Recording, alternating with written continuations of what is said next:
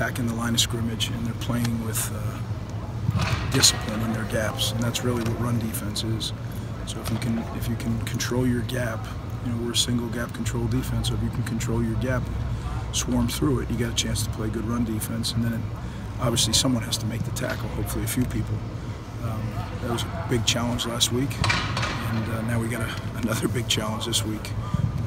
Really fine running back and an offensive line that is really good and very, very well coached. How good of a tackling team is this? It just seems like you have a lot of guys when they're put one-on-one, they're making the stop, and in times in the past year that's been a little difficult. Yeah, we're getting better, but I wouldn't say we're there by any means. As far as tackling is a hard thing in this day and age. You know, teams force you to defend sideline to sideline, and this week will be no different. It'll be a different way to do it, but they get you running. They're a zone scheme team, and they get you running, and then they pierce you. And you know, if you're not under control, you're out of control. You won't be able to make the tackle. So it's a huge challenge, and they're good at running the football, and they win when they're successful running it. They win. This is another team with a good running back, a good tight end, but it's not Penn State's offense. What would you say when you look at Iowa and their scheme? Well, you're right. It's very different. This is an NFL-style offense. They're an inside and outside zone team. They throw the ball down the field. They have a big, strong quarterback. He's 6'5", 235 pounds. Really strong arm. They have a really good tight end, and they have receivers that are very, very good receivers. They're very good route runners, very good.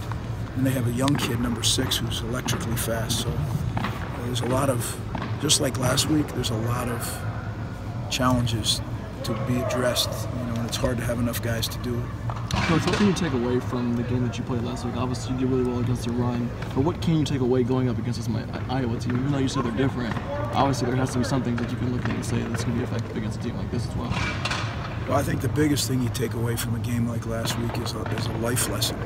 You know, if you keep battling through adversity, so you know, it'll turn eventually, hopefully before the clock runs out. And it took almost every second of the game, and that's what we need to know.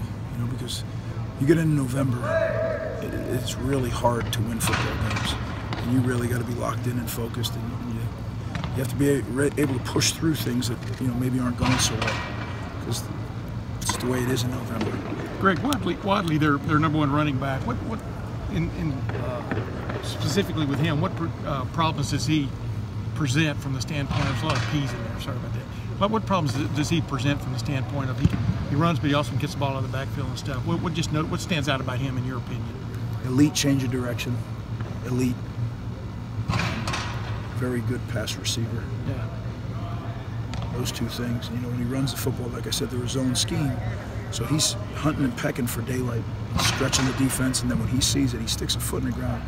Very hard to react as fast as he can react, because, like I said, he has rare change of direction, so it's a challenge. Would you call their offense, is it methodical? What would you call it? Because they ran, I think, 61, 66 plays last week, as opposed to Minnesota ran like 90 and stuff. But do they just want to have a rhythm? You know, explain what you're looking at there when you just watch them play the game. It's an NFL offense. Yeah, that's what it is. So you watch a game on Sunday, that's what you see. That's what they do. Greg, how do you avoid the letdown after an emotional win like you just had, especially when you're going on the road? Our whole thing is we keep challenging ourselves to be the best we can be, and that's today's practice. And that was all it was, a highly emotional practice.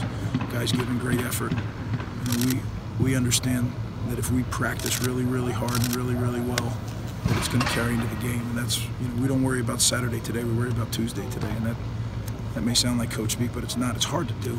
It's really hard to do. And there's got to be a collective commitment to doing that.